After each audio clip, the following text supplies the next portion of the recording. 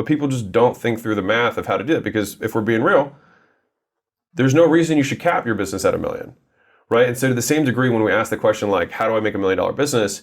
You also think in increments that somebody who's trying to make $1 million thinks in, right? And my immediate response was, I would sell something for $100,000 and then figure out what I would do for the rest of the year. Yeah. And so it's like these people think about money differently. And so if you think about how do I build this thing into like $100 million, and you have to think of a number that's as high as you can fathom, right? If you can't fathom $100 million, then don't think that. But like as high as you can mathematically fathom. So it might be $10 million.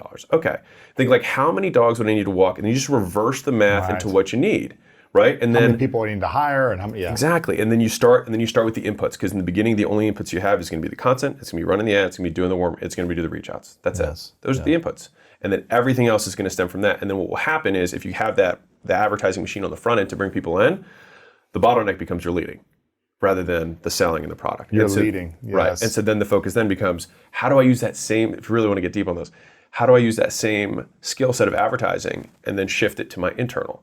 Because I still have to do warm reach outs, I still have to run ads, I still have to make content, I still can have affiliates or get referrals from my employees to get more team. Mm-hmm. And so every business has two funnels. You have the front end funnel that gets you customers and the back end funnel that gets you team.